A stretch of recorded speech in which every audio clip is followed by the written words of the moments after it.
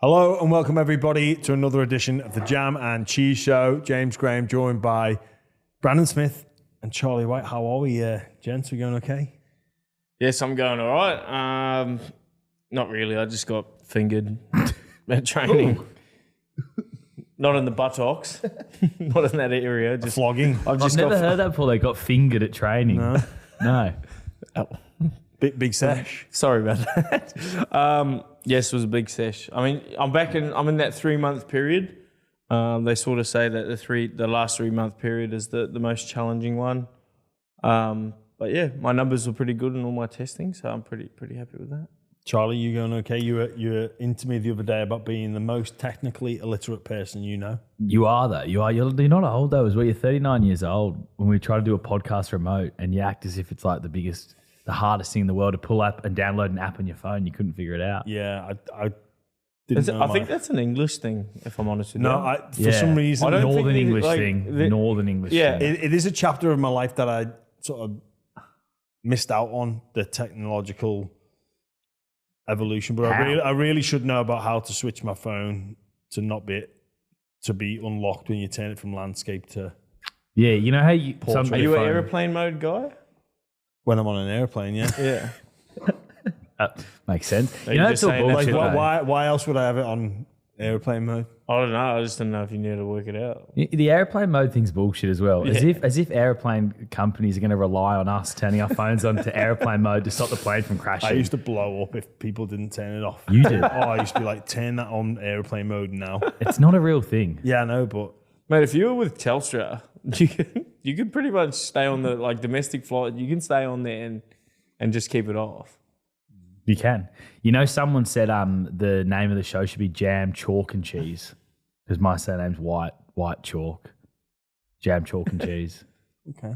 Do you like that? Yeah, but Jam, you wouldn't chalk, put and jam, cheese. chalk and cheese on a cracker. No, you wouldn't. No, you wouldn't. It would be disgusting. That would be bloody awful, wouldn't it? You've had a big-ish week, it seems. Yes, in the media. Yeah, it looks like another chapter in the Book of Feuds is being written. Brandon Smith. Yes, I did see the interest from Wayne Bennett. Hopefully it's real interest. Glory to South Sydney. I get it. I'm stoked that he's interested in me, but to be fair, we had a pretty rough relationship. I did give him my word I was signing at Redcliffe, and then we all knew how that ended up. So, yeah, we never know what might happen.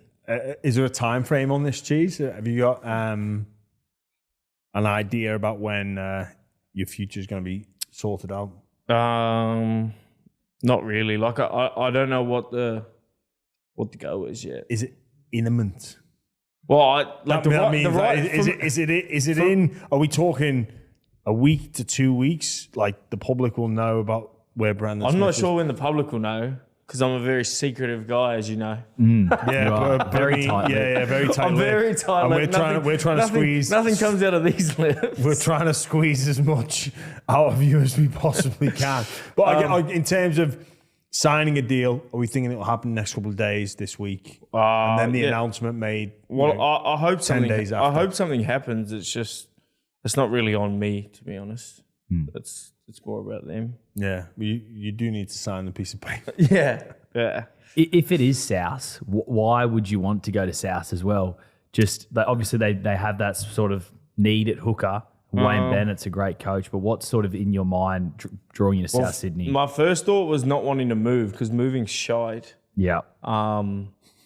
It is like the whole relocating thing. Like South would be perfect just because it's so close by, I guess, to where I'm staying at the moment. But yeah, it's obviously South was my favorite team as a kid. Oh really? Well, yeah, because my playing strip, I'll get my parents to send one up, but my playing strip as a junior was red and green, the mighty Waiheke Rams. Hence, I go for the LA Rams now. So that was pretty special, and Isaac Luke was my favourite player. So yeah, cool. Have you had much conversation with Wayne? No, not much at all. Have you had any conversation with Blake Solly, with the CEO? No. It's all through your management. Yeah, it's all through Stan the man. Stan the man. Well, I guess it's a bit of a watch this space, isn't it, Brandon? Yeah, like, mate, I will let the buy round know. We might have to bring you in on a random Friday morning to get you grilled on. Yeah, we'll see what happens. But it's like, for me, I just feel like the writing was on the wall. So it's not like, to the media, I guess it's like, where am I going to go? But it's like, to the Roosters, I don't think it's a shock I'm going anywhere. No. Well, they pretty much asked me to leave. Like, yeah, Roosters know you're going. That's undeniable. But I guess what becomes the public interest story is, one, you're a quality player. Obviously been very successful at Melbourne, New Zealand, come up to the Roosters, unfortunately been plagued by injury, but also the fact that you are rumoured to be linked with South Sydney and the rivalry between those two clubs, it just, that's like an extra ingredient in the whole like future of Brandon Smith. yeah. Well, who else needs a hooker? Eels, maybe. Eels need a lot of things. Eels got some cash too. They do. Yeah, they do. Eels need a lot of But things. Billy Slater was talking about you the other, like on Monday, I think, and he was talking about how heaps and heaps of clubs would want to play like you. Thanks, Billy. I think I told him to say that the other day at the game when we were speaking on the field. Hey, mate, can you just drive my price up a bit? We'll see what happens. But Wayne Bennett, like I'm sure that you talk about that falling out you guys had over that. I mean, I'm sure he's probably one of those guys who's seen everything in rugby league where something like that means nothing to him. Oh yeah, it's not his first rodeo. That's what I think. When I broke his promise, I guess broke my promise with him. I think Matty Johns rang me. I was speaking to Matty Johns about it, and he was like, "Mate, fuck Wayne. How many times has he done that to a club?" I was like, "Oh yeah, you're right." But I felt pretty bad. But hopefully he's forgiven me for that. Yeah. Well, if South do get you, I think you'd be an amazing signing for South Sydney. Yeah. An amazing signing. It'd be a good signing for any team. Yeah, like any team. It's a great signing for the buy round. Oh, Yeah, mate, that's huge, mate. you know, really, you stay in South, you don't have to move. Yeah, maybe I'll just announce my retirement. Yeah, go full time at the bar round. Mate, honestly, my back at the moment feels like I'm Jimmy's age. What's that? 39. 39. I've got a 39-year-old's back at the moment. Speaking of player movement stuff, though, there is heaps and heaps of news. mate. It's bizarre. It's like the player merry-go-round's already started. Obviously, Round one, people are panicking. I do love it though. I do love it. Like it's like the NFL. There's just so much movement happening and just creates so much shit stirring. I like it. the big one, obviously, Dylan Brown, 10 years, $13 million deal to Newcastle. He's come out today and said it's not about the money. It's about the length of the deal and that security, which is kind of odd because he already had, I think, about six. Well, he six was years signed left. until 2031 with options in his favour. So, I mean, what's 2031? 6 year security. There's not many players in the NRL that are in fact, I reckon there's only 3 from the top of my head, if that, and one of them is Dylan Brown. There's contracted for that long. So to extend that for another 4 years, like, I get what Dylan Brown's trying to portray, that he's not just purely going for money, but anyone that gives it a moment's thought, and when you're presented with that information, like you kind of know, well, it is. Like I don't think there's any other way to describe. You know, well, he even says I've taken a deal that was almost too good. Paraphrasing here, too good to turn down. It's life changing for my family, and they spoke about moving his dad up with him. And look, yeah, You cannot blame him for taking that deal. no, you can't. I think choose. anyone, like, there's probably one player in history of this game that wouldn't take that deal, and I think that would be Nathan Cleary. I think he's the only player. Like, I couldn't name. Maybe Munster, maybe. I think Munster takes that deal, especially now. Munster would be on about 1.2, wouldn't he? Yeah, but not for the next 10 years. Yeah, Like- I'd like guess the longevity of it all would it helps, but for probably Brown, the column A They're the and B. worst. They're the worst deals ever. Like, honestly, 10-year deals. It's all on a club side. I think DCE is probably the only one that it's kind of worked out. But since he signed that 10-year deal, they haven't won a premiership. Mainly, he signed it in 2011, I think. yeah, he's performed consistently. Yeah, but his like performance is enough to warrant what he was being paying. But you look at Jason Tomalolo now; he's not even in the A grade system, and he's on $1 million a year. Yeah,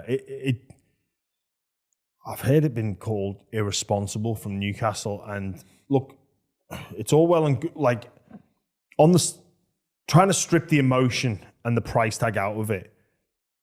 Look at it from this way. Does Dylan Brown going to Newcastle make them a better team? Yes. Yes, he does. But you do have to factor in the price tag, and you do have to factor in the length of the deal. And does he make him a better team in season 2026? Yes, he does.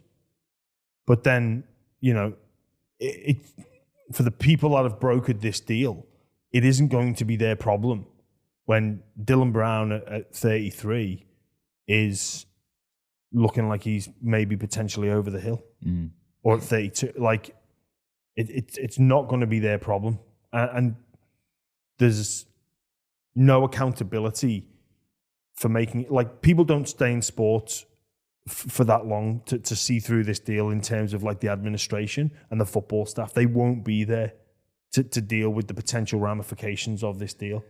Like, and this isn't Dylan Brown's fault. Like, it isn't. Like, I kind of feel a little bit sorry for him that he has to defend himself and say, it's not about the money, it's about security. And everyone knows it is. He should just own that, though, that it's money and security, because it's both. It's probably a bit of column. I think the post, like, he said it's the best decision for me and my family. And it is. It's the best.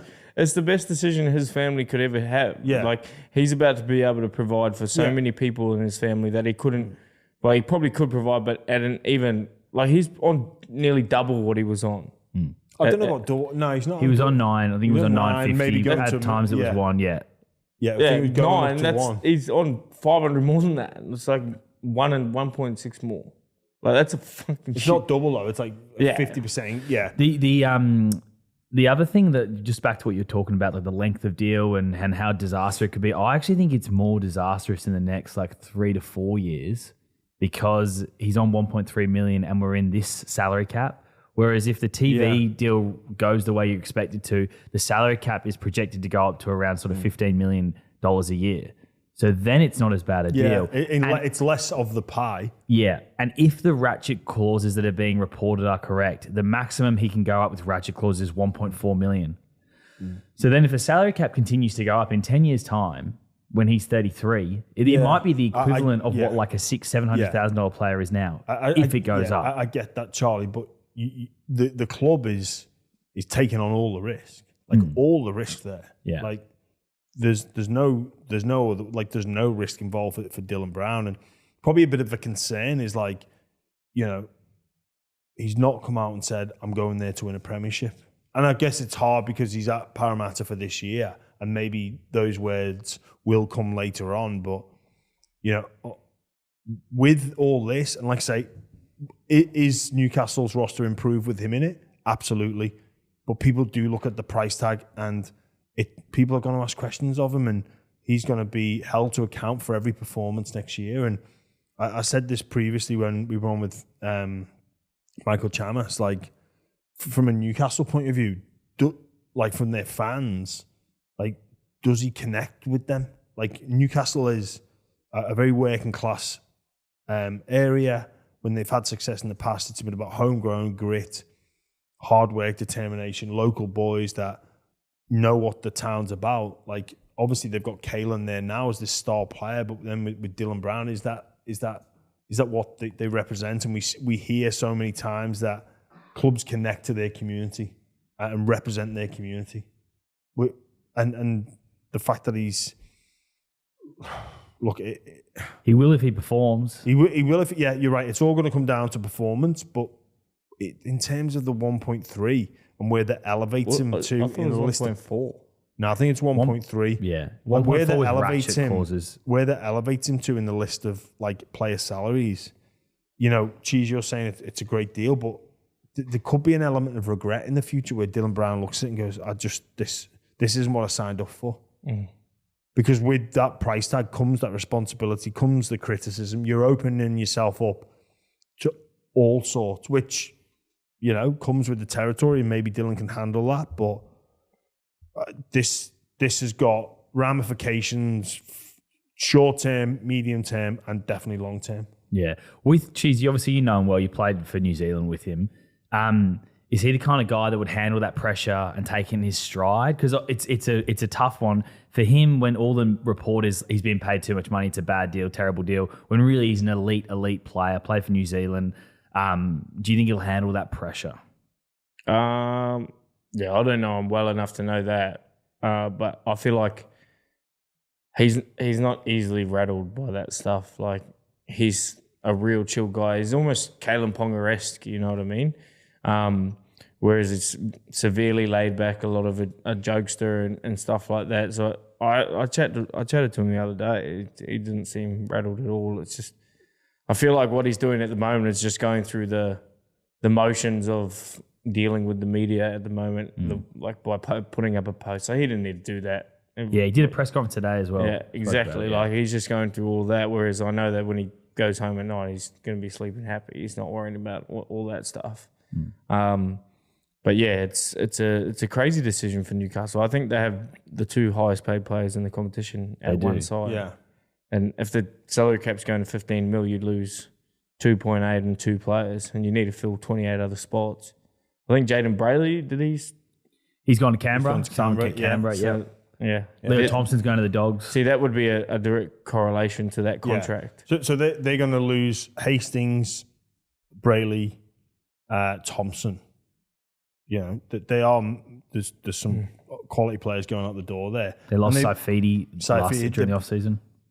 But even thinking about before he gets to Newcastle, like, he's going to be under pressure to perform this year because everybody's going to be watching the performance of Parramatta that didn't start the season well, that are, you know, outsiders to beat the West Tigers, who've won 3 wooden spoons in a row, and the attention's going to go to Brown. The pressure's going to come to him this year. Yeah, like, if he doesn't play well this year, then questions are going to start to come his way and Newcastle's way. Like, already O'Brien's like, I'm not talking about him. And that's, again, for Newcastle, that's 2026, 2025.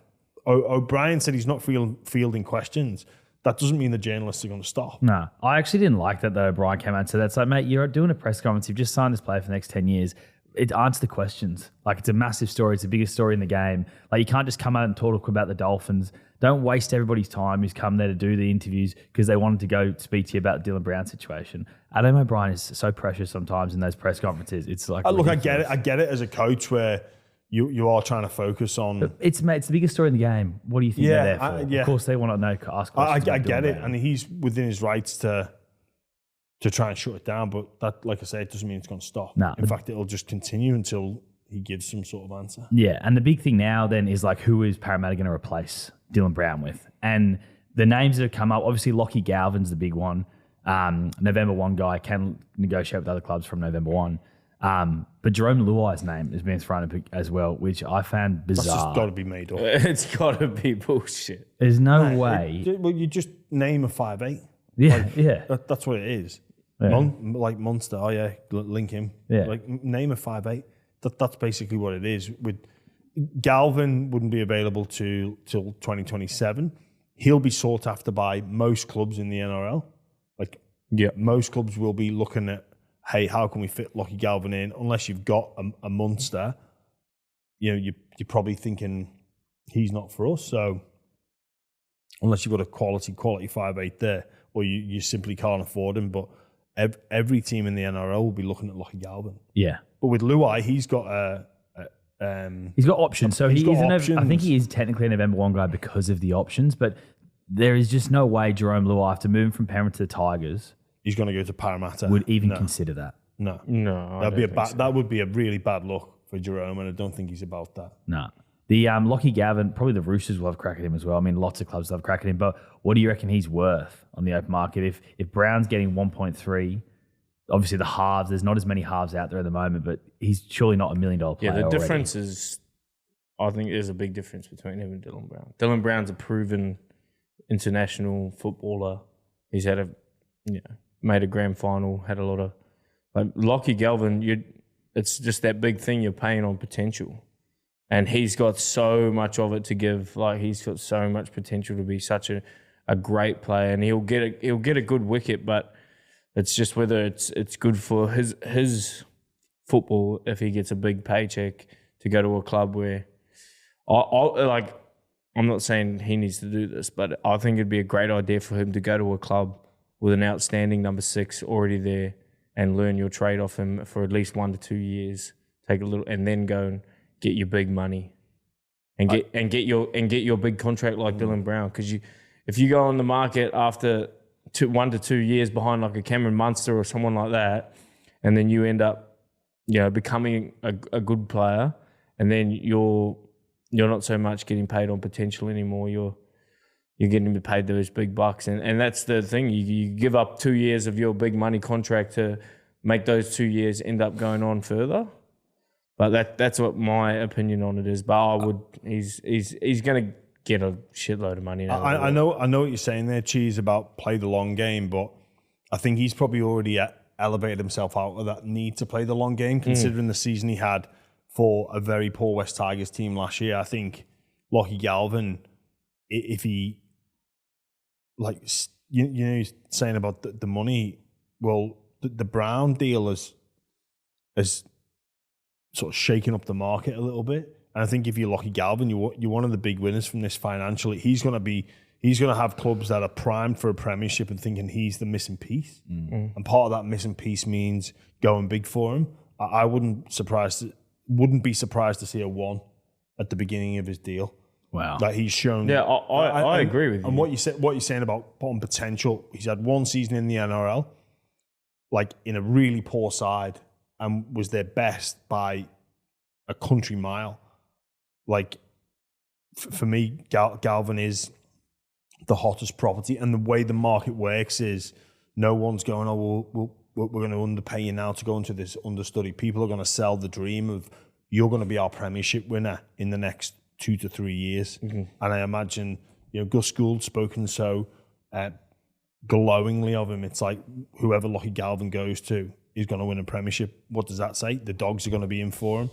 Like, yeah, apart from the Storm, maybe Penrith, everyone else will be in for him. Yeah. Well, Maybe the Broncos. I just feel like if he goes to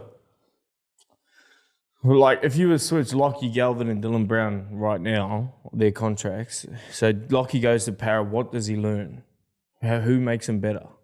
Moses. Yeah, but he's not a 6.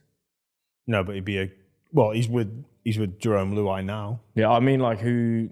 Yeah, I guess who does he learn from? No, I mean going to the Knights on that $1.4 million deal. Sorry. Yeah, who does he learn from? Dylan Brown or Galvin? If Galvin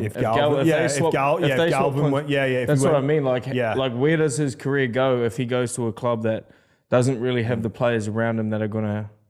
Well, I don't think Galvin is going to go to one of those clubs.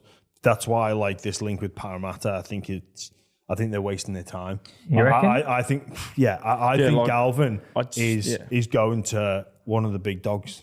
And with all due respect, Parramatta is one of the big clubs in terms of fan base. And that's fair. But they're not what you would say primed for a premiership. I know he's got links there with his past, but I think Galvin is going to a team that is like ready to go after it, and that's going to be the sell. Yeah, like he's not. Galvin's not going to go to PNG or Perth or whoever. Yeah, that's exactly what I'm trying to say. He's not going to a Newcastle or a team that are in and around the middle of the table. He's going to go to one of those teams that can't quite get to the Penrith level, can't quite get to the Melbourne level at the moment, who are the 2, or the Brisbane, or whoever is in that upper echelon of teams. He's going to go to a team that think they can get there, and he's going to be the difference. I'll give you the argument of I think Parramatta's a huge, huge chance. Obviously, Mitchell Moses is managed by Isaac Moses. Lockie Galvin is managed by Isaac Moses.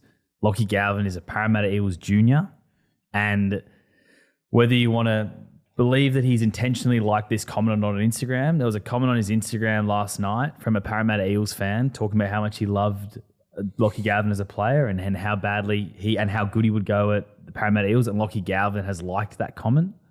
Whether he's like that intentionally or not. Or maybe bloody FBI agent here. Well, the comment was, I'll read you the comment. He says, we love you, bro. Good points, Charlie. We love you, bro. It's time to come home. You are meant to be written in Para Eels history. The first 6 to end the premiership drought. You know it is embedded deep in your soul. Come home, king. Lockie Galvin's liked that comment. Ooh. He's since unliked that comment once that went viral, but I know you can easily accidentally like comments on Instagram. Jason Demetrio did it last year. I've done it before myself. You cannot easily like comments on But he has liked that comment.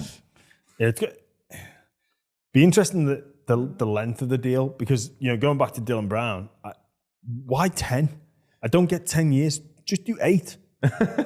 Like, this is the thing about Lockie. I don't get it. 10 years for him actually is a good deal. Well, because he'll be 19 at the time. So he's 29. He's you're getting 5 years of your prime. Maybe be 20 by then. Like, maybe for a Galvin, you could argue there's 10 years. That's worth it. Maybe even go 12. Bollocks to it. Let's do 15 while we're all in the mood.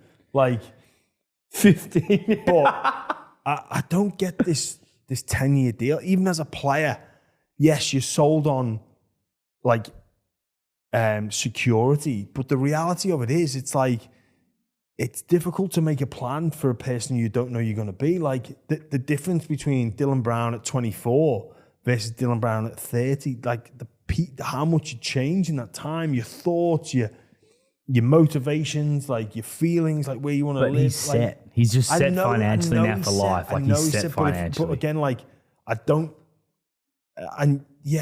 get that, Charlie. But you sign a 4-year deal and back yourself to like just keep performing consistently.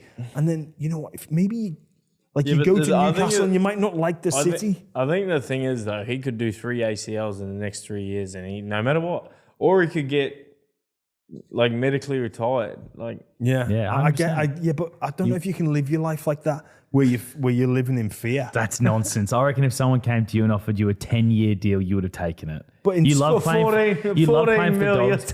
You didn't want to leave the Dogs, and you love playing for the Dragons. You played for them. If the Bulldogs had come to you and offered you a 10-year, $1 million a year deal, which is what you got paid in your prime, I assume, or close to, you would have taken that. You would have taken that, Jimmy. Yeah. See. Yeah, look, okay. Maybe, I wouldn't live my life like that. You know what? You know what? You make a good point, Charlie. But that doesn't mean that I knew what was best for myself at that period in my life. Because, like I say, things change. We change as people, and like the decisions you make at like mid-20s. I'm happy to not change for 1.3 million. Yeah, but you're looking at it in like a view of hindsight. Like if you were Dylan Brown now at your age and you got offered that contract, you'd take it. Yeah, because you think that's the best thing for you at the time. Maybe it's not the best thing for him. But right now, that you're looking at that piece of paper, you're going, this is the best thing that's ever happened. It's you cannot think like I'm thinking. Yeah. You just can't. You don't have the ability to. It's very difficult to reason with yourself and think about that, and also like the pressure to sign that deal is huge. But for Galvin, I hope that he doesn't sign like a ridiculously. Me too. I hope he goes like a 3 to 4 year, backs himself and has the ability to pivot and change, whether that be stay at the West Tigers and see what they're building. Like we don't know where the Tigers are going to go these next couple of seasons. They've recruited really well, and maybe he's just going to see what comes of this year with his partnership with Luai and obviously Terrell May going in there. Maybe what the May brother as well. Like Galvin, I do think he will leave the Tigers, just based on all the rumours you hear about him sort of wanting to leave the Tigers and everything that you hear around the traps. Yeah. I think he probably will end up leaving the Tigers. But I think you've hit the nail on the head. I think he's assessing whether this club is going in the right direction for me. Yeah. And that's what I was saying about he shouldn't take, like, say, Redcliffe offered him, a 5 or 8 year deal worth 1.2. Like, I don't think he should take something like that. He should really learn his craft from a good side with a good coach. I'm not saying that Redcliffe aren't, but he's going to go to a marquee team. Yeah. It will be Dogs might be in prime position, Roosters. Penrith, they would be close. Depends how much they like this Jack Cole kid, and if Blaise Talangi they think is their future there at 5'8" as well. It's not like Penrith, and we spoke to Matt Cameron. They really don't like paying for talent that hasn't come from within, and they prefer to reward their junior pathway players. I'd be a little bit shocked if he went. And if he went to Penrith, well, we might as well just give up. Yeah. Well, Dylan Brown sparked this player movement, but he's not the only thing. Obviously, you as well, Cheese. You're on the go potentially, but potentially to the glory to South Sydney. But the what is it? SSID. I don't know. South Sydney till I die. Mate, you never know. SSTID. Parramatta. But anyway, the other stuff Me, is... Lockie Galvin at Parramatta combo. Oh, how good. But the other stuff, obviously a big one from this week, Taylor May has been found not guilty of his domestic violence charges. And Peter V'landys has said, yep, he's straight away free to come back to the game. And the Tigers are well and truly the front runners for him. Yeah, well, they've said they wanted the May brothers have all, publicly come forward with their desire to play together. The Tigers need outside backs, so... Yeah, I think he's going to get he's nailed on there. He'll be in Tigers colours. He's coming out with a doozy track too. I actually heard it. It's actually pretty good. It sounds that crowd. Yeah. Yeah, he's he'll a man be in Tigers colours. Yeah. No doubt about it. Depends if his song, mate. I'm telling you, his song sounds fucking awesome. Yeah, he can rap. Yeah. He can actually rap. Genuinely, way better than the Roosters boys. Hey, whoa. Way better than the Roosters boys. Yeah, I think he'll be at the Tigers. So he goes to the Tigers. That's one thing that's going to happen. And the other ones now that are bubbling along is Michaeli Ravalawa was doing a medical at South Sydney. And what that makes sense. Yep, Tyrone Munro's fractured his collarbone again. So he's going to be out for a while. So he comes in there, fills a gap there. But then that means that the Dragons lose a roster spot, which means David Klemmer can go from the Tigers to the Dragons. So that should all happen later on this week.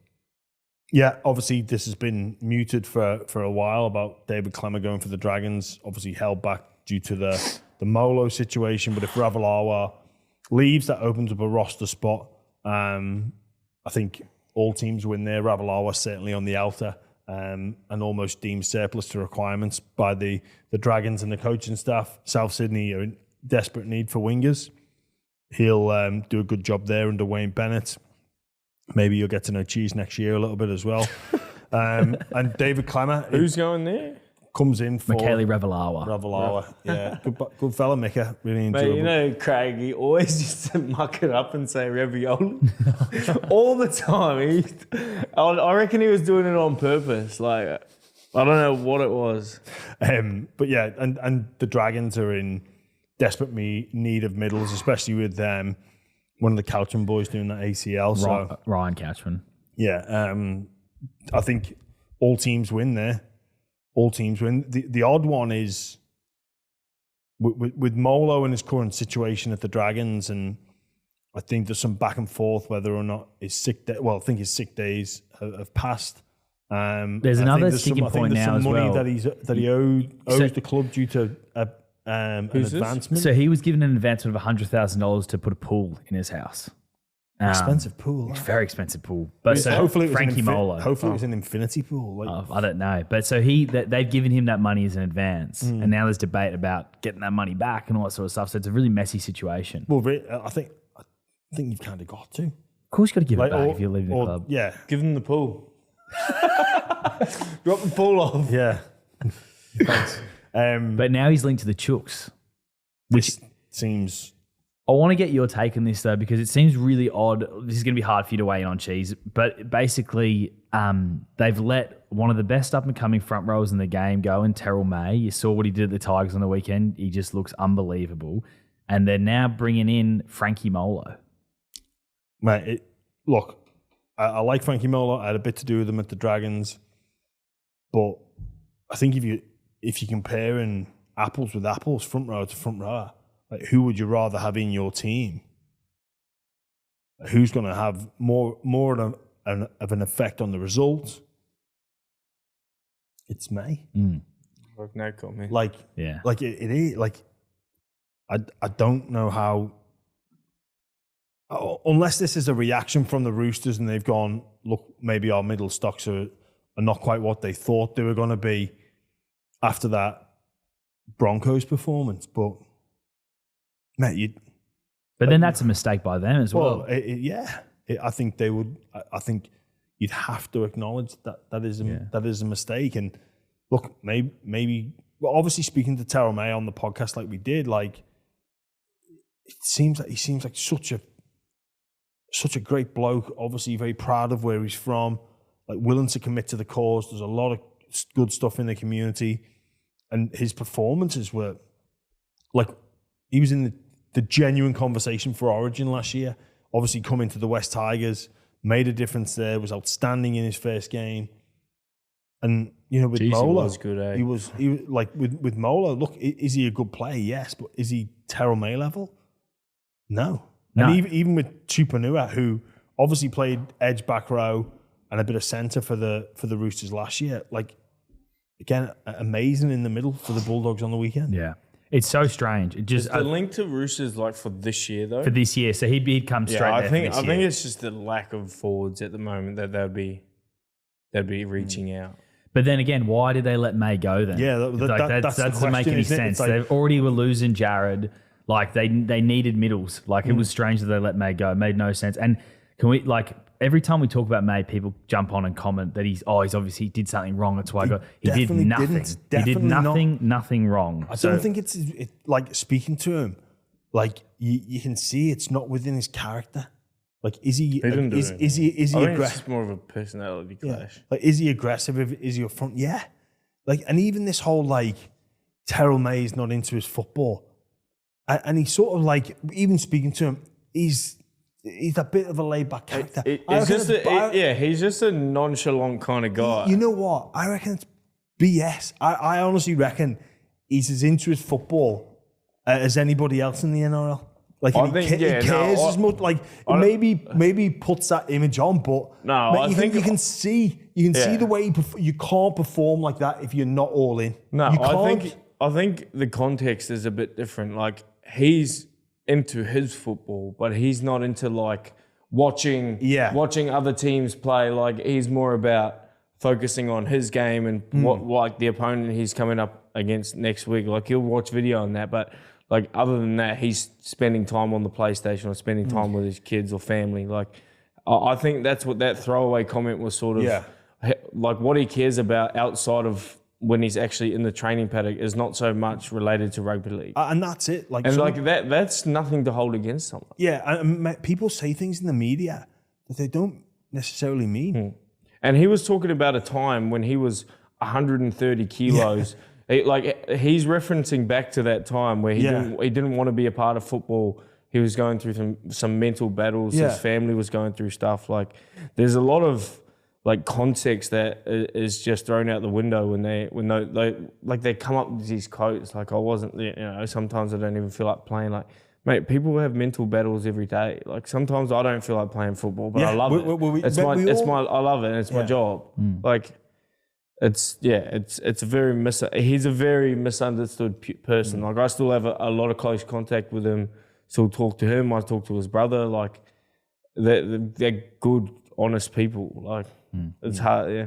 I saw Dean Bulldog Ritchie has got the smallest violin in the world out for the Roosters and said, leave the Roosters alone. We're being too harsh on them. Well, and he sort of criticised the punters for sort of basking in the glory of the Roosters on the slide a little bit. And look, I think that's just part of sport. And that's what fans do. At one period in the NRL, Manly were hated by everybody, and people do get jealous of successful teams. And obviously the rumour and innuendo about how the Roosters got to where they did, people are naturally jealous of it, and they want to be where they are. Penrith now, like people are jealous of Penrith. It's a compliment that when Penrith eventually pull away, some people will rejoice in that because it'll be their turn. And people like Parramatta fans will be like, we want to be the best in Western Sydney. West Tigers fans will be goading them as well. And for Roosters, like South Sydney fans will love seeing them fail. But it's kind of like the old Man United saying, it's hated or adored, but never ignored. Like that's what the Roosters are. Like they're never going to be a team that is out the headlines. No. So, if the Roosters don't have a good year, which, after round one, a lot can happen, but, they play Penrith this week. They play the Broncos and Penrith again in round 6 and 7. People when they naturally follow successful or see successful teams in the same competition as them, they can't wait for them to fail. And that's just part of sport. That's part of banter. It's natural. Like, it's natural to see, successful teams when they lose, people rejoice. Yeah. It just is what it is. I don't think you can instruct the public to not rejoice in that and be almost quote unquote better than that. It's who we are as creatures. And it's not just about because they're successful, it's because they buy their way out of any issues they're in as well. And other clubs don't like them because the amount of times they've lost one of their great players to the Sydney Roosters. Yeah. Yeah, look at West Tigers that lost Tedesco. Yeah. Like you'd naturally hate the Roosters. Absolutely. Like the Dogs and Sonny Bill going to France and then back, they'd be pissed off at seeing that. Storm like, Roosters bring Cooper Cronk and they win 2 premierships in a row. Yeah. Like Yeah, don't bring that up. yeah, you would. Like Fittler, like Penrith would naturally hate the Roosters. Like it just is. And then it's also that Bondi Eastern Suburbs thing as well. When majority of footy fans are from Western Sydney, it's like it's all natural.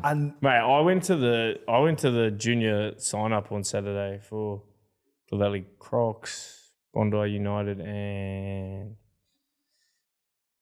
I forgot the other one. But there was like 30 people there. Yeah, right. Like 30 kids. I got a photo with all of them, and like it's just to see that it's such a demographic shift. Yeah, being a rugby league player from Bondi and that now, because everyone there's the demographic's pretty rich. Whereas out west, you would see hundreds and if not thousands of kids waiting to sign up for those teams. So and it's getting worse and worse in eastern suburbs. It's more and more just getting more and more expensive. So it's mostly private school kids who end up playing rugby union and or all apartments with yeah. But that's South. I think it's that South Juniors League, isn't it? I think that's what Southeastern maybe. That's what the junior league is. It's the Colts, I think they're called. Colts, team, but anyway, like just back to Paddington Bulldog Colts. Richie's point, it's like that. Like there's not many greater advocates for the power of hate than me. Like I enjoy the power of hate and like state of origin, the hatred between New South Wales and Queensland. I think we've got to embrace that. Don't try and dumb it down. Like increase the hatred. Like it's okay to hate opposition, and that's why when we watch a player, let's take Jared Weir-Hargreaves for example. Most of the league hated him, but I tell you what, if they played for their club, they'd love him. They'd love him. And there's players that are exactly the same as Jared that play for their club. You justify what they do, but you hate the opposition when they do exactly the same. It's just who we are. We follow a club. We're passionate about the club. And look, the Roosters in this year and whatever happened, what will happen. But fans of other clubs are going to be happy to see that team fail. They'll be happy when Melbourne fail. They'll be happy when Penrith fail. And it'll be someone else's turn, and in 10 years' time, they'll be happy when they fail as well. For sure. And the power of hatred, it leads to more viewers. It does, and you saw in Las Vegas the numbers that were just insane. Like I was looking at today, 2.7 million fans watched Las Vegas. That's insane. That's nearly its state of origin numbers. Yeah. It just goes to show the change in location, the difference it makes. It real is a high interest factor for the NRL fan. The amount of engagement from those games, it's worth everything to the NRL here in the battle with the other sporting codes, the exposure that it gets. Is it going to take off in America? We don't know. It might be a slow burn. It might be a 10-year project, but the impact that it has here in Australia is unprecedented, and we've never seen round one hype quite like it in season 24 and now in 25 as well. And it's put the AFL in a spin because they've now done this weird thing where they do a round zero where they only play games outside of Melbourne, and it was to try and go to the NRL markets while the NRL's away. They've misscheduled it 2 years in a row. So again, they had it this weekend where the NRL was already back, and they did the same thing last year, and then the Cyclone cancelled the AFL game. So if you're an AFL fan, you've only seen 2 games of footy. And we've had Las Vegas, we've had an incredible preseason tournament. Their preseasons don't mean as much anymore. They've tried to make them less important because their version of the Players Association gets involved. And so it's incredible what the NRL is doing. Yeah, look, in 5 years' time, will Vegas be fatigued? potentially, but I think it's now imperative that we launch the season on a platform outside Australia and make it big. I don't think we can return now to regular season kickoff being a double header at whatever. I think it's got to, or like a regular round of fixtures. I think it's got to be split over 2 weekends. And I think it's got to start with a bang in an overseas venue. If not Vegas, where else would you take? Well, Wembley. geez. Wembley? Well, Wembley. Anfield? Wembley is one option. You've got New York. You've got... Hawaii would be a cool option. I don't know if that's... Short flight from Australia to Hawaii. I just don't know if that's... Bali. Bali. I don't know if Hawaii's got the pulling power of like generating enough interest. I'll tell you what, if you build a stadium big enough in Bali, it will go berserk. I'll be chockers. It would be berserk. But again, I just don't think it would have... I don't think it's got enough prestige. See, I think you've got to go prestige, so... Hey, what's wrong with the humble Bali, man? Well, that's it. It's too humble. So I think New York. New York would be incredible. I think Wembley, maybe Saudi, with because you got to look at markets that are going to willing to invest. So already, Tourism Las Vegas are looking at the NRL and saying we want to bring you back. They're going to pump money into it to pay for the NRL to come there, and places like Abu Dhabi, Saudi Arabia. They're in that market as well of wanting to attract sport as tourism. It's just how would you get... I don't think many Aussies would be lining up to go to Saudi Arabia is what I think. Yeah. You'd almost at the start have to heavily incentivize fans going, like extremely cheap flights, extremely cheap accommodation. Like I don't think many fans would be like overly pumped to go Saudi Arabia to watch round one. You make a fair point, Charlie. And it's not like they're going to have many local fans there. No. Well, maybe... The answer then, therefore, is Wembley and New York. Yeah, I love Are it. there any good places in France? Paris. Again, I just don't know if it would have the pull or the impact. You go Stade de France, but where's Catalans? Is it in France? Is that south? Yeah, South France, but the venue's not big enough. Yeah, fair enough. Well, let's preview the round of footy that is happening this weekend in the NRL, boys. First game, Knights Dolphins. The big one in this one is the Dolphins actually have barely been able to practice. I think they only started training again properly on Tuesday. Yeah, obviously he's still affected by that cyclone. The Knights, like two teams really that had scrappy performances. The Dolphins do get an improved roster with Nick Arima coming back in, Mark Nichols back in the mixer as well. This is, but both teams need to play better. I know the Knights got the victory, but I'd like to see more from both teams, and I want to back the Dolphins in this one. Yeah. What about you, Chief? What did you reckon? No, the Dolphins, a very scrappy game. I thought the Knights done a really good job to fight back. But if the Tigers, you have a look at their missed tackle stat, was like in the 60s, 70s, which is fucking crazy. Yeah. Insane with that. I think the score was only 10-8 with that. When you look at that stat. They bombed some chances, not the Knights. And I reckon I got the Dolphins, but if they want to win, they got to give Hammer the ball more. Yeah. He was not involved enough. And whether that was personnel change. Yeah. They didn't get him in enough good attacking opportunities. No. Like, I know people say, he's got to get his hands on the ball a little bit more, but the Hammers, it's either broken field Yeah. or out the back of shape. It's not so much where, like how many times he gets the ball, it's where he gets the ball. Finny Fuiaki's out as well, concussion protocols. The other one then, boys, Friday, Warriors Seagulls. Really, it's hard. Sort of forget Warriors probably the most disappointing team in round one, thinking back to Vegas. And Manly probably one of the best teams in round one. Yeah, like Warriors made no changes. Well, obviously we'll wait till kick-off, but I want to see Roger off the wing. I don't think that's going to happen though just yet. I don't know what's going on. Well, I don't think they're going to win, if I'm honest with you. Well, Manly, if they pack their attitude on that plane over to New Zealand, they win. I reckon if Manly, Go on, sorry. If Manly do that game plan for the rest of the year, they're going to have a real red hot crack.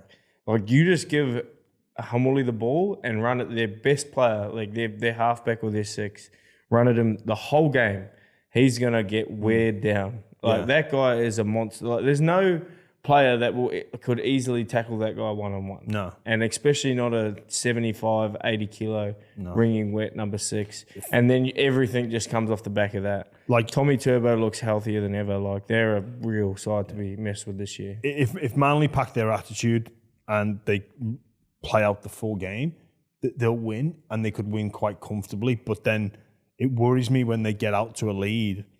Like, are the ghosts of 2024 going to come back to haunt them, where they go, oh, we're just going to throw this game away, and they can get chased down. What could work out for the Warriors is they're at home. Like that's the only advantage. Because it'll be a sellout. I mean, they sold out a trial, the Warriors. No, it's brilliant that they got the fans, but they need to convert. Like it's funny thinking back to that Warriors game.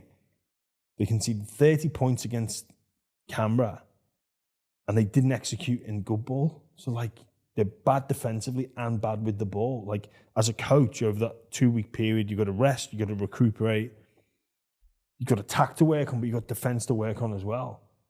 After a whole summer, then you've got a week to fix both areas of the game. Like, Manly should dominate, but it's just about making sure they apply themselves for the whole game. You got Manly cheese? Yeah, I've got Manly to win convincingly. And then the Panthers taking on your Chookies. Brian To'o's back, but I mean, there's a lot of outs for the Roosters. Radley's now out as well with that HIA. That was a bad HIA. Oh yeah. Have you seen him at all this week? Yeah. No, but he won't be playing. Yeah. Yeah, he's sweet. He's in he's fine. He's normal. Yeah. Not normal for Victor Radley.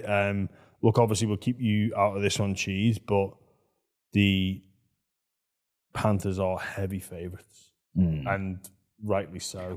I reckon it's the longest price the Roosters have been in a club game in the last 10 years. Yeah, they're over $9 on Ladbrokes.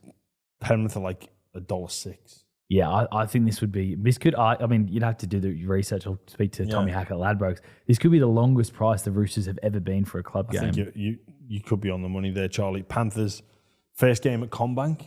For them, moving home.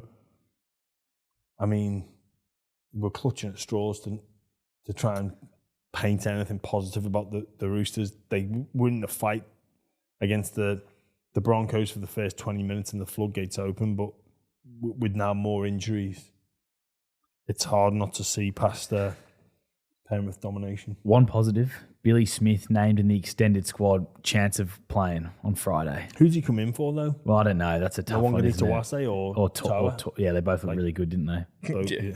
Nawangani Tawase is a big body, isn't he? Strong. Yeah, he's got a lot of potential, but it could be a tough couple of weeks at the Roosters. Definitely picking the Roosters. You, Charlie? Definitely picking the Roosters. Panthers, you mean? Oh, sorry. Definitely picking the Panthers. Yeah, for sure.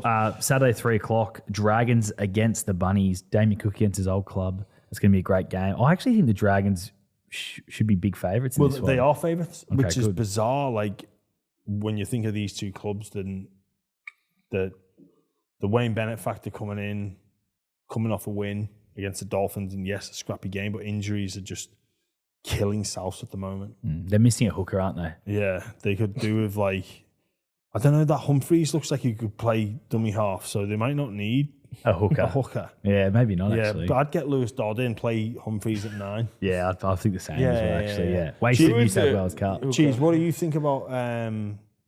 Is Mamazola's not playing? Mamazola's is playing for this year, and then they're bringing someone else in. Maybe even halfway through the year, they might bring this Kiwi fellow in. A panic buy almost. Yeah, a bit of a stress. Yeah. Oh, yeah. What is Jeremy Marshall King on the market? Yeah. No, Danny Levi. Danny Levi. How do you think your future club will go in this one?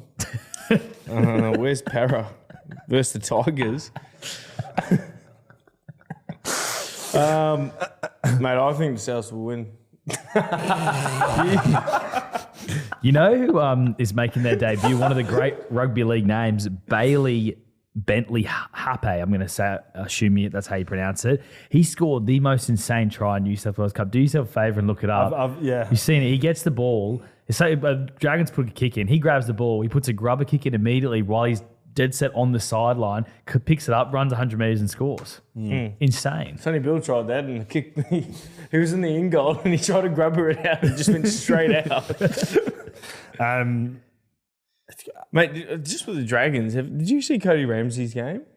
He played fullback at New South Wales Cup, didn't he? Fuck, he was that good. I think he scored the match winner. Oh, yeah, good wow. on.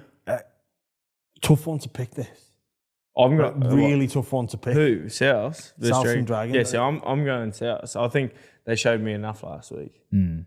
If they fix their hooker situation, I'd be picking them. But until they do that, I'm going to go with the Dragons. Oh, Cookie against his old club. See, the Dragons, they were pretty lackluster against the Dogs for the most part. But also the Dogs were pretty damn good. Yeah, this is one of those like So Tilly, man. stupid round 2 games where you're like, I don't know who. No Latrell. Yeah, I know, but they didn't have Latrell last week and Jai Gray was on fire. Yeah, it's true. He was good. Oh, you know what? I'm going to go Dragons. Yeah, I'm going to go Dragons. Cookie to be highly motivated. Again, like the next game. Cowboy Sharks. Like, how do you pick this? Jeremiah Nane, I'm interested to hear what you guys think, dropped for defensive reasons. I know it's a big statement from Coach Payton, especially when you think about their back row. Heal and Lukey gone for the year. Obviously, they brought Bateman in. You thought that was going to be cemented. I didn't watch the Cowboys v Manly game close enough to notice any deficiencies that I know they were poor defensively, but to pin it on Nanai, for him to get taken out of the team and told he's going to play New South Wales Cup for a few weeks. Payton spoke about how good attacking player he is. Like, he's been made the scapegoat. At round 1, this is a big play from Todd Payton. This could be one of those decisions he looked back at and goes, that was a really smart decision. It had the desired effect, not just on him, but the group. Or it could be, what was I thinking? What do you think's behind this one, Cheese? Yeah, look, a lot of their tries were down that edge, which is understandable. But to pinpoint it on one guy with nearly 50 points on the board's pretty unfair. But I like he was firm about how he said it. He just said, I think he's an amazing attacking player and he needs to work on his defence. And look, I probably don't agree with it, but I'm not the coach of the Cowboys. I think it's going to be a hell of a game, to be honest with you. I think the Cowboys, they probably just got blown out of the park early and their confidence was shot from the beginning and they could never just really ramble it back. I think a lot of their key players had some really bad games. I don't think Drinky would be happy with how he went and how he wasn't involved. But with the dropping, it's quite scary because you don't want to start the season off slow, obviously, and you want your best 13 out there. And in hindsight, take away the game yesterday, is your best 13 Jeremiah Nanai? Yeah, it is. And is he going to do a good job against the Sharks? He probably is going to do a good job. And that's the only thing I have complaints about. It seems like a bit of a knee-jerk reaction. Like, why make this change after one game? Like, what is Nanai going to learn about defense that he didn't learn in the preseason? What's he going to learn? Like, you get live game at practice, but you look. I applaud the bravery of Coach Payton, but you make this change. If they're poor this week, you've got to expect the same change, like for your rep players. You're hanging your hat on this now. Unless we see a response, like you don't care who you are, what you've done in the past, what you can do with the ball. We're about defense, and the defense has been the issue. Part of me applauds this decision. Part of me think it's knee jerk. Part of me thinks I don't know. He's a very young player, Nanai still as well. He's been around for a few years now, but he's still 21, 22, something like that. Yeah, quite fragile. Like, hang on, I've been dropped. What does that do to the dressing room? How big a character is he in there? Like, what influence does he have on the group? It makes you wonder whether there's other underlying issues going on. Because it just seems so, out of the blue. Like, one bad game dropped. One bad game in round 1. Yes. If I'm... And I fucking love Tommy Dearden. He's an amazing player. But if he got run over for 80 minutes straight, you're not dropping him. No. You know what I mean? Peyton's under a bit of pressure this year. Everyone knows that. Like, they've got to perform the Cowboys this year. And it's a decision of a man who's maybe worried about his position. Yeah, and shows that he's... I guess if you're worried about your position, you need to make these big calls. It's a big call, and I guess we're going to see the reaction from the Cowboys. This is so difficult to split, like so difficult. I think it's so easy. I think Sharks pump them. Do you? Yeah. Based on the first round performance. I think the Sharks were right there against Penrith. See, Sharks have done... I'm not as sold on the Sharks as... I think Sharks will win. No, I don't think they're pumping them. I think Cowboys are a lot better side than we just witnessed. And the Sharks aren't as adventurous as Manly are. They were shifting play 2 from on their line, and with Tommy Turbo out on the edge. Maybe it's something Sharks will think about, but I think Sharks are more of a conservative, get in the grind team. They're not going to put 50 on you. You know what I mean? Actually, you know what? I'm going to go Sharks. I've got Sharks in a close one. I've got Sharks in a close one. Yeah, I think. Yeah, now I'm thinking about it, Sharks. Tamalolo may be back from that Liz Frank injury as well, which would be big for them. Raiders, Broncos Saturday. No Tarpany, no Savage, both suspended, which hurts. It hurts them, doesn't it? Does. Matty Nicholson making his NRL debut, play for Warrington. I don't know. Pommy lad, isn't he? Yeah, English lad, come over. Pommy lad. Looking forward to seeing how he goes. Unfortunately for the Raiders, and even going back to that Cowboys-Sharks game, a lot of travel for the Sharks, obviously all the way back from Vegas, rest, recuperate here, and then back on a plane again to Townsville. Not ideal. The Raiders, they've had a big travel. They're recuperating, but the way the Broncos played, especially through the middle, not having Tarpany there is huge. Like, I don't know how you handle Haas, Carrigan, Hetherington, Willison. Without Tarpany, it just... I don't know how they can control them. I've got, the Broncos. I don't think, See, the way the Broncos played against Roosters is sort of like a different style that Warriors went with. Like, Warriors went to try to get out of trouble with their small men, and Raiders ate it up all day. They just kept shooting off the line. Whereas the Broncos have Paddy Carrigan, who's a genuine ball player. Kobe Hetherington was ball playing. And they shifted out to the edge. Then you've got Payne Haas running that overs line all the way over to your halfbacks. It's not the same sort of Penrith mentality. We're just going to bash straight through you. We've got these big boys, but they also know how to pass and they move to the edge. So that's where I think Broncos probably have the edge on the Raiders, even though the Raiders were outstanding. Yeah, Broncos. I think Broncos. Across the board, I think. Then I reckon Sunday, I reckon this is match of the round. Eels v the Tigers. And not because necessarily it's going to be the best game, but it's such a huge game already. Well, and it's been a big week for the Parramatta Eels as well. Coming off a drubbing down in Melbourne, disgraceful defence, awful start to Riles' Parramatta career as a coach. To be fair, for Riles, it started as bad as it possibly could start, really. Oh, man, going down to Melbourne, you're on hiding to nothing. But then losing Brown, Moses being injured for extended period of time. It's been a big week for Parramatta. And then obviously the Brown stuff comes in. And then you come up against the Tigers that welcome back Jerome Bula, welcome back Api Coruscant. Tigers are favourites. They should be favourites, I think.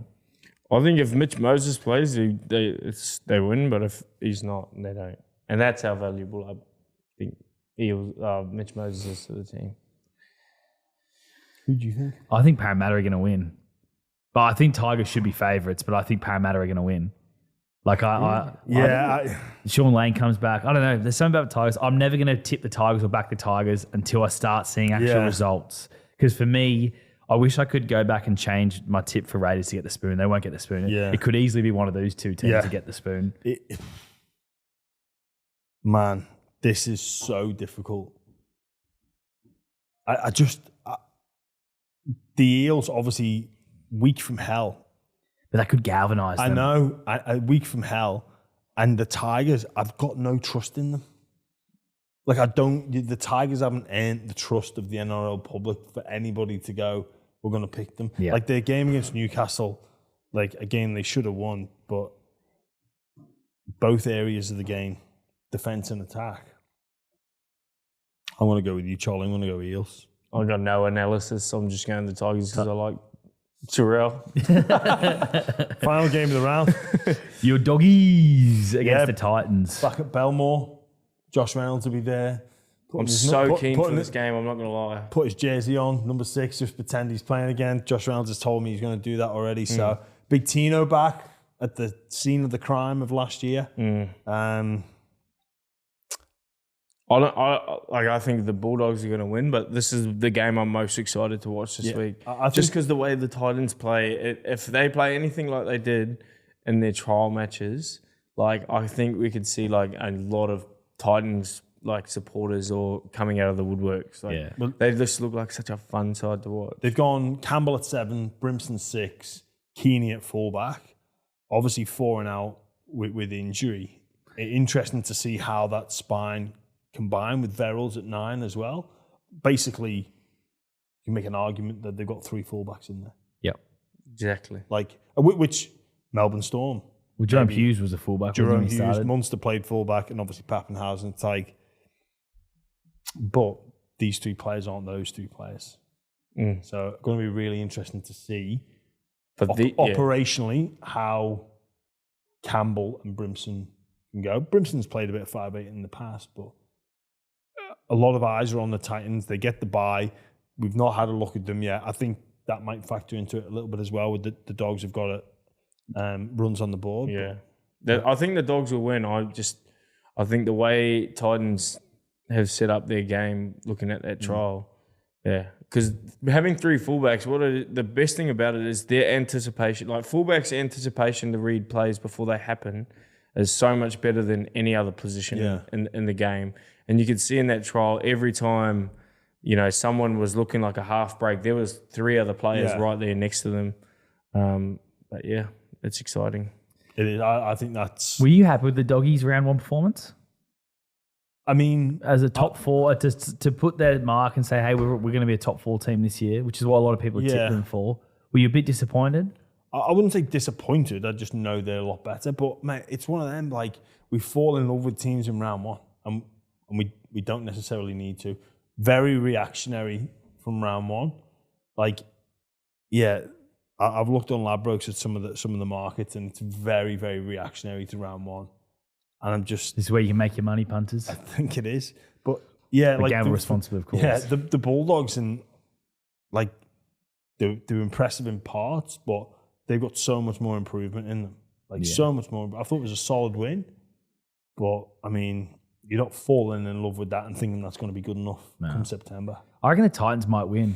And one of the reasons, you can tell me if this is a real thing or if I'm off my head, is the Titans are the last game of round 2. They have been desperate to play footy, these players. They have missed out on round 1. Yeah. Watch Vegas, watch round 1. Now they're going to watch the entire second round and be that last game. See, I'd hate that. Yeah, but they'd be so pent it's up. Not a good thing. Yeah, I don't think it's a bad thing. I think it's a bad thing. The first game of the year is so fucked on your lungs. The first game of the year is so bad. Like, there'll be players in the Titans cramping up a storm compared to these other guys.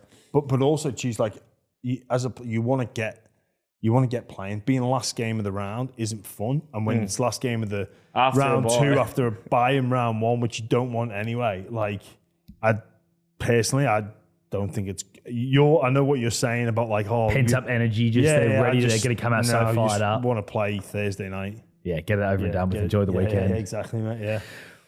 That's probably us then, isn't it, Jimmy? That's it. Cheers. Thank you for having me. Good luck over the next couple of days. Give us a call if there's any news. Give us a call if there's any news. Yeah. Do you want to take this pen just in case you need one? Nah, it's not gold plated. And we'll give you a call, mate, as well. You can do sort of like a LeBron style decision. You know, where LeBron sat down, so I'm taking my talents to South Beach. Well, Cheese can tell us he's taking his talents to Heffron Park. Yeah. What's that cap you wearing? Collingwood. Ah. Good old Collingwood forever. Yeah. More of a Swans area, though. I'm going to the Squads game. Swans game. The Bloods. Saturday. I'm actually not a Collingwood fan. It's my missus that. Okay. Yeah, I'm actually a Richmond Tigers fan. Okay. On that bombshell. That's probably us. Yeah. Well, hopefully this time next week we'll have some more news, Cheese, eh? Yep. Yeah. All right. Good luck.